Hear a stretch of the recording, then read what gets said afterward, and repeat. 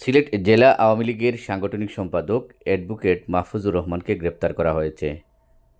আজ ভোরে নগরীর শেখঘাট এলাকার তার নিজ বাসা থেকে একদল পুলিশ তাকে গ্রেপ্তার করে। পরবর্তীতে তাকে নগরীর কোতোয়ালি থানায় নিয়ে আসা হয়।